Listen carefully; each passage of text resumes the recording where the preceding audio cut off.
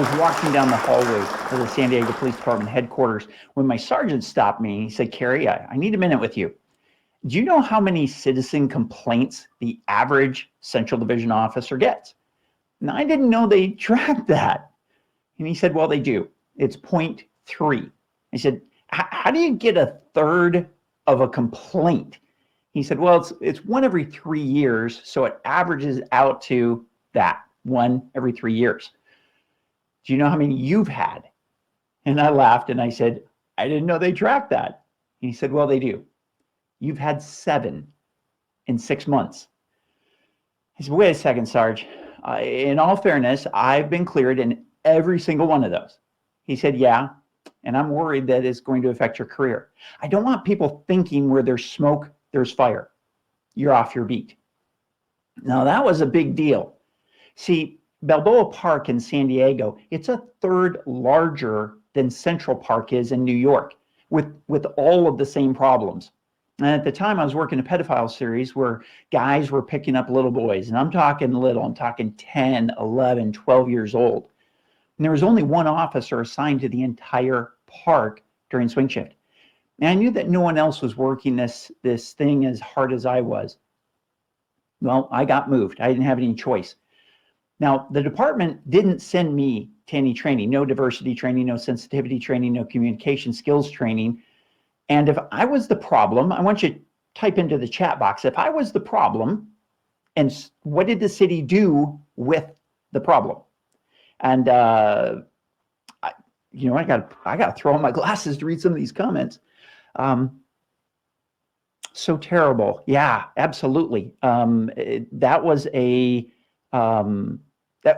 rough series, a rough criminal series to work. So type in the chat, what do you think the city did with the problem? If they didn't send me to any training, what did they do? Yeah, you're absolutely right. They moved the problem, and that happens. But the reason that they didn't send me to any training is they moved me and they hoped that would fix the problem, but the training didn't exist. That's why they didn't send me to the training. Yeah, I got some verbal judo training in the academy, but it was a long time before that. Now, 4 months later, I was back on my beat.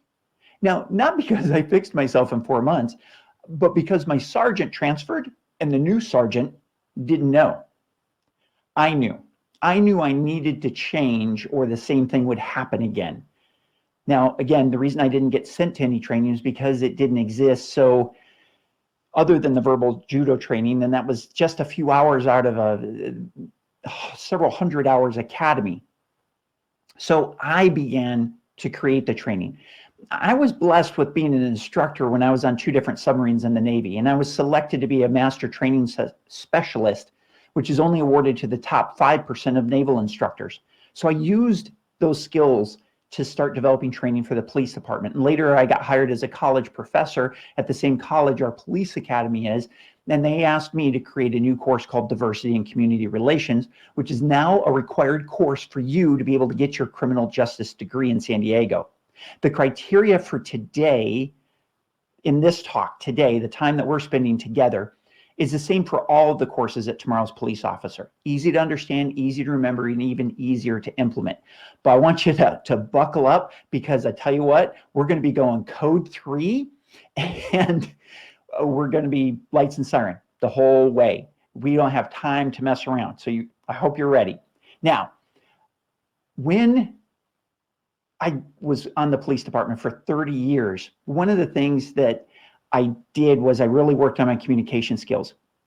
And you're dealing with people in oftentimes the worst times in their lives, because nobody calls 911 and says, hey, we're having a barbecue, come on over. Nobody calls 911 and says, hey, Grandpa's 90th is this weekend, and we want to have you help sing happy birthday. You know, you and the deep, manly baritone voice you have.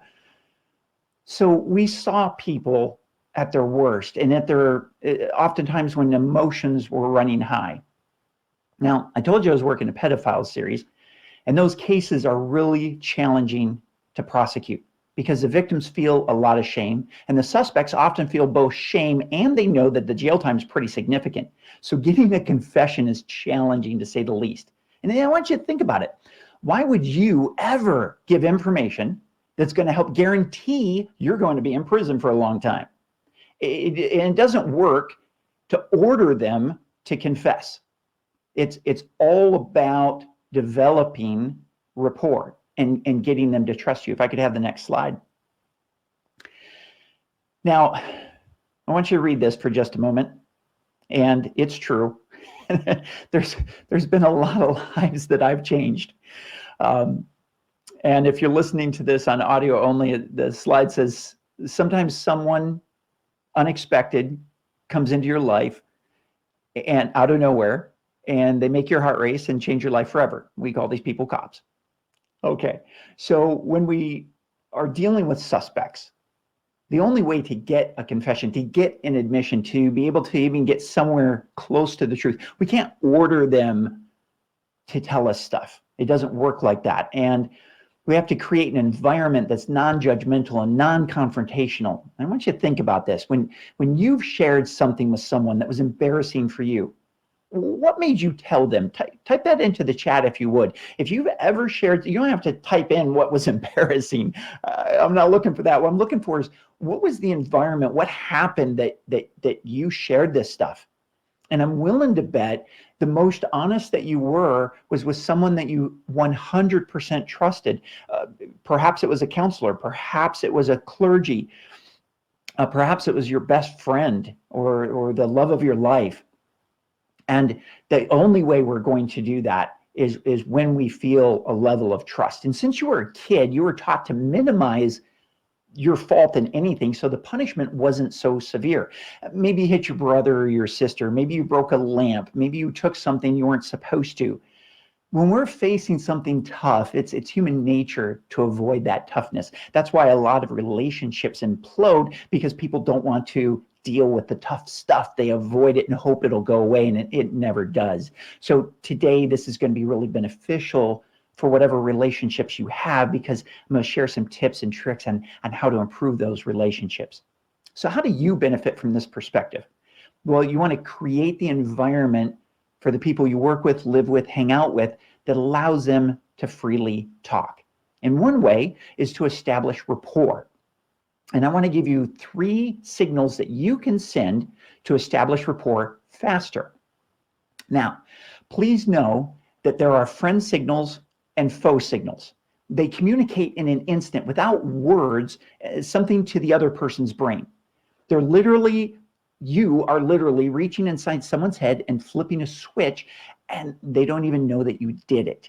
Now, really quick, there's a part of your brain called the amygdala. And type in there, because I'm just curious, have you heard of the amygdala before? A lot of people have, and a lot of people haven't.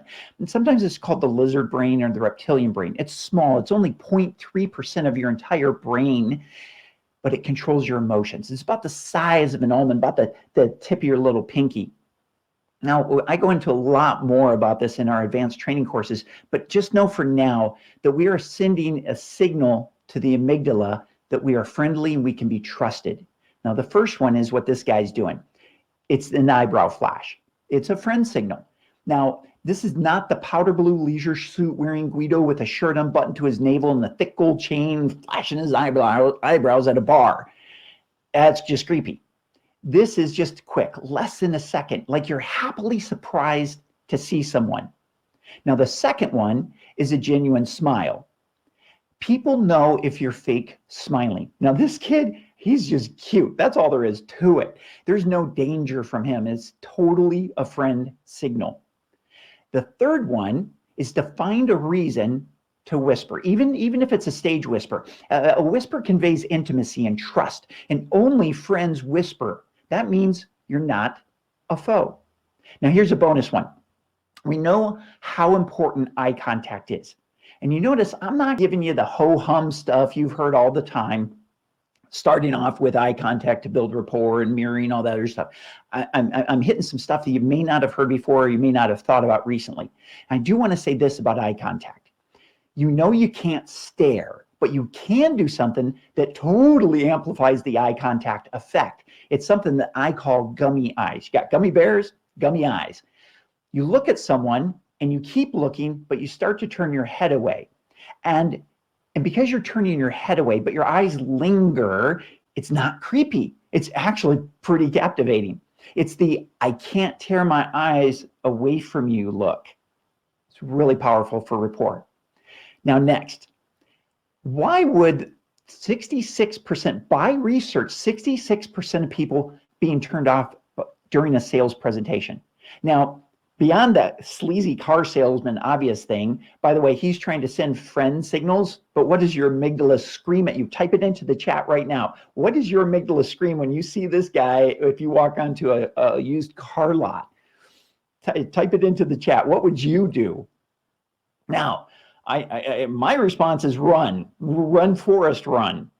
Now, the reason that 66% of people are turned off during a sales presentation is not just because of this kind of guy, but because we're speaking the wrong language. Now, you've all probably taken some sort of personality assessment test. Do me a favor, type in the chat, what kind of a personality assessment have you taken? Was it DISC, Myers-Briggs, Colby, my favorite color, my spirit animal? You know, there's over 200 of them out on the market. One of them is called BANK code, B-A-N-K, like go to the bank. BANK is an acronym for 4 personality types: blueprint, action, nurturing, and knowledge.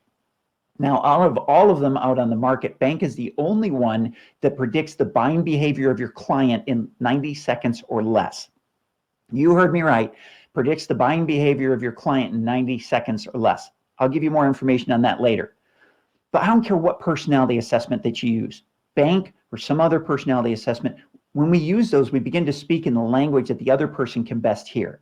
And the reason I happen to love BANK is the speed and accuracy, and that's based on a person's values. Now, next, and I'm gonna fire through these really quick, 5 things that you do under stress, and 4 of them are bad for you. Now, I've done thousands of investigations in my 30 years on the job, and I've watched a lot of people be really stressed. And to me, it's fascinating just watching people's reactions. One of them is yawning. When you are stressed, you're going to start to yawn. And you know, this doesn't require bright lights and rubber hoses and phone books in an interview room. But stress and stress-related fatigue, that can make you yawn continuously. And you might also feel that you're not getting enough air, so you start breathing through your mouth, taking in as much air as possible. However, breathing through your mouth actually warms up your brain, and science tells us that can make you yawn to cool off your brain. Now, the easy way to stop this stress response is to breathe through your nose. That helps cool down your brain. And you can also drink water to stop yourself from yawning. I'm going to demonstrate. It's good to hydrate. Now, fidgeting. Fidgeting is another stress response. And when people get stressed, they shake their legs, they tap their foot, they crack their knuckles, they spin a ring on their finger, and sometimes it might be too obvious to hide. Now others pick up on that and they have power over you. So for that, you can do deep breathing. I call it the triple nickel, Goldilocks breathing. 5 seconds in, hold for 5 seconds, 5 seconds out. Not too slow and not too Wim Hof. 3 and 4, you become a snapping turtle. What happens is you start being really short with people and your decision-making slows down. Number 5 is a good one. Sometimes stress lets us know, when we realize it, that we are really caring about something. And this is an opportunity for you to be vulnerable and tell the person that you're with the next time that you're feeling stressed and you're concerned about the outcome, and tell the person, I want you to know I'm a little stressed here. I'm stressed about this because it's really important to me. Now, one thing that causes stress is when we start to get mad. Now, how do we stop that cycle and de-stress and de-mad ourselves? We're referring back to my favorite part of the brain, the amygdala. Now, I want you to picture a neighborhood. On one side of the street is where all the gang members and the bikers hang out. It's the dope house. On the other side of the street is the happy house. Now, the biker house is anger, fear, frustration, anxiety, disrespect. The other side that we're on right now, joy, fun, laughter, gratitude. You cannot be in both places at one time. So when you start to get mad, go to gratitude. Why is this happening for me not why is this happening to me? Totally different mindset.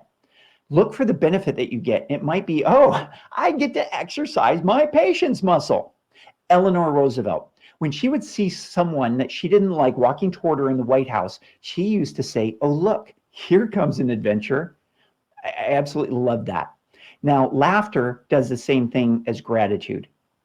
And a really awesome thing to do when you're getting mad at somebody, if you can get them to laugh, if they're getting mad at you, you get them to laugh, they're automatically going to calm down. So of all these things, all of these things I've covered in the last 15 minutes, they're the things that put us on the fast lane to yes. Your client saying yes, your coworker saying yes, your family and friends saying yes. And these are all ways that can make your life richer, not just in money, but in quality, in the ease and the flow that we all look for. Now, I didn't get here the easy way. My first wife, man, you know what? I got to tell you, she was horrible. My second wife, she wasn't much better, and she was only better a few days at a time. My first 5 bosses, they were just jerks, and they never listened to me. Then one day I realized that they all had one thing in common, and it was me. I realized I needed to change. And I hope these things make it easy for you to shift, easy for you to learn, easy for you to implement. I appreciate your time.